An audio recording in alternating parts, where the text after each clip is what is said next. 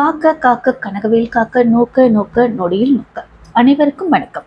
இன்னைக்கு நம்ம பார்க்க போற பதிவு என்னன்னா, நம்ம வீட்டுல தெய்வ நடமாட்டத்தை உணர்த்தும் அறிகுறிகளை பற்றி தான் நம்ம பார்க்க போறோம். நம்முடைய வீட்டுல தொடர்ச்சியாக ஏதாவது ஒரு கஷ்டங்கள் வந்து கொண்டே இருக்கிறது. ஒவ்வொரு செயலை செய்யும் பொழுது அதில் ஏதாவது ஒரு தடைகள் வந்து கொண்டே இருக்கிறது. என்னதான் வீட்டில் விளக்கேற்றி பூஜை செய்தாலும் தெய்வத்தின் அருள் நமக்கு கிடைக்கவில்லை என்று புலம்புபவர்கள் பலர் இருக்கிறார்கள்.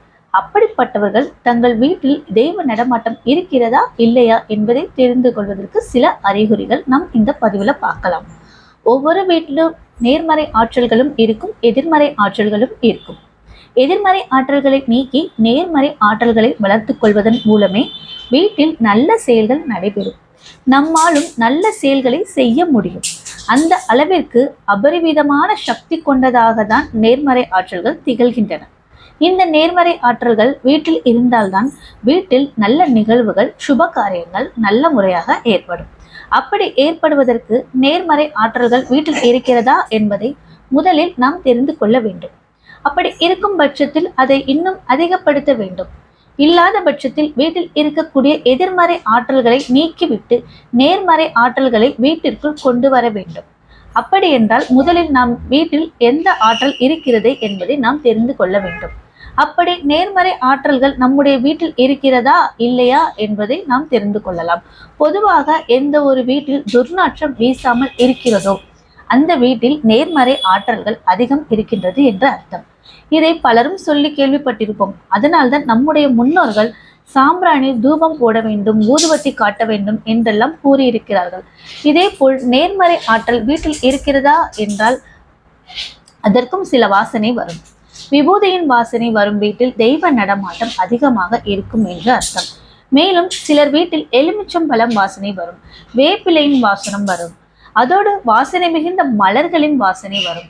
இந்த வாசனைகள் ஏதாவது ஒரு வாசனையை நம்முடைய வீட்டில் இருந்தால் நம்முடைய வீட்டில் தெய்வ நடமாட்டம் அதிகமாக இருக்கிறது என்று அர்த்தம். இவை எதையும் உணர முடியவில்லை என்று நினைப்பவர்கள் வெள்ளிக்கிழமை அன்று அருகில் இருக்கக்கூடிய அம்மன் ஆலயத்திற்கு சென்று ஒரே ஒரு எலுமிச்சம்பழத்தை அம்மனின் பாதத்தில் வைத்து வாங்கி வர வேண்டும். இந்த எலுமிச்சம்பழத்தை வீட்டு பூஜை அறையில் வைத்துவிட்டு எலுமிச்சம்பழம் காய்ந்து விட்டால் வீட்டில் தெய்வ நடமாட்டம் இருக்கிறது என்று அர்த்தம். அழுகிவிட்டால் எதிர்மறை ஆற்றல் இருப்பதாக உணர்ந்து கொள்ளலாம்.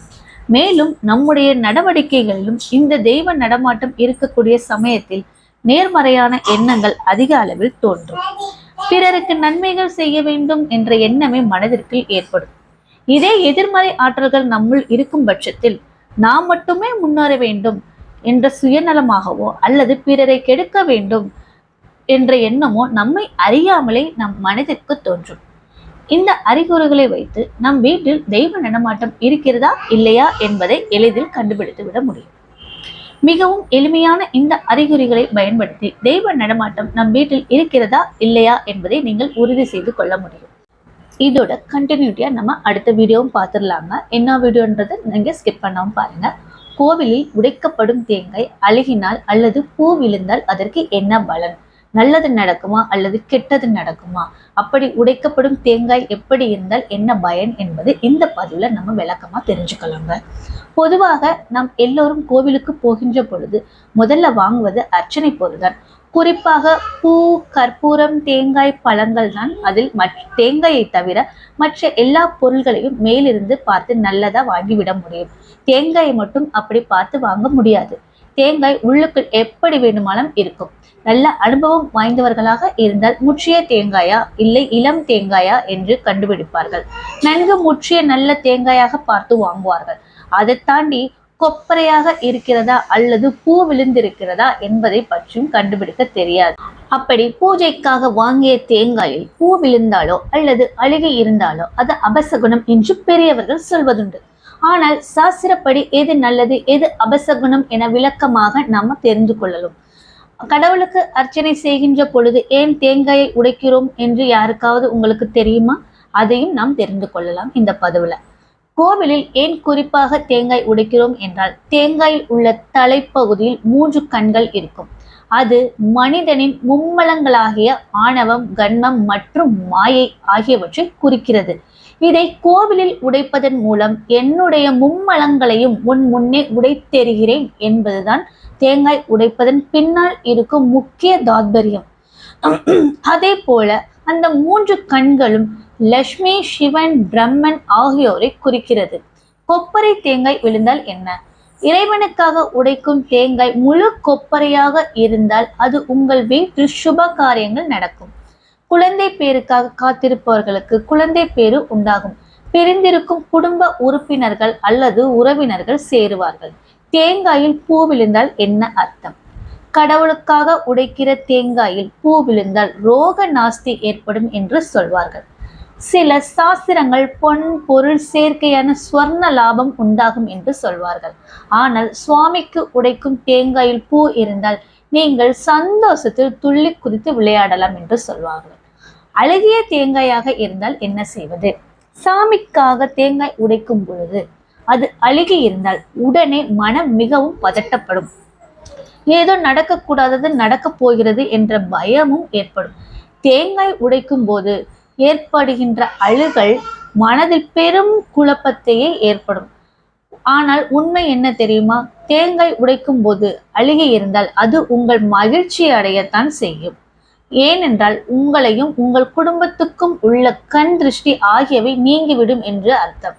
அதே போல தேங்காய் அழுகி இருப்பது என்பது நீங்கள் எந்த காரியத்தை நினைத்து தேங்காய் உடைத்தீர்களோ அந்த காரியம் சித்தியடையும் என்று சொல்வார்கள். அடிக்கடி உடல் சரியில்லாமல் போவது, கெட்ட கனவுகள் வருவது, துர்சகுனங்கள் உண்டாவது, கண் திருஷ்டி ஆகியவை நீங்கும். இதனால் இனிமேல் சாமிக்காக உடைக்கும் தேங்காய் அழுகி இருந்தால் சந்தோஷப்படுங்கள். இனிமேல் வருத்தப்படாதீர்கள். ஒருவேளை சாமிக்கு உடைக்கும் தேங்காய் அழுகி இருந்து உங்களுடைய மனம் ஏதாவது சஞ்சலப்பட்டு கொண்டே இருந்தால் அதற்கும் ஒரு சின்ன எளிய பரிகாரம் இருக்கு. அது என்னவென்றால், ஏதாவது காரியங்கள் நிறைவேற வேண்டும் என்று நினைத்து கொண்டு தேங்காய் உடைத்து அது அழுகினால் அந்த காரியம் நல்லபடியாக நடக்குமோ இல்லையோ என்ற கவலை உங்களுக்குள் இருக்கும். அதற்கு அன்றைய தினமே 5 அல்லது 7 நபருக்கு அன்னதானம் செய்துவிட்டு மீண்டும் அதே காரியத்தை நினைத்து மற்றொரு தேங்காய் வாங்கி உடைத்து விடுங்கள். நீங்கள் நினைத்த காரியங்கள் நல்லபடியாக நடக்கும். இனிமேல் உங்க பூஜைக்காக வாங்குற தேங்காய் அழுகி இருந்தாலோ, பூ விழுந்தாலோ, கொப்பரையா இருந்தாலோ எதற்கும் நீங்க நெகட்டிவா திங்க் பண்ணாதீங்க. எல்லாம் நன்மைக்கு, எல்லாமே பாசிட்டிவ்காக தான் அப்படின்னு நினைங்க. ஏன்னா இந்த மாதிரி எனக்கும் நடந்திருக்கு.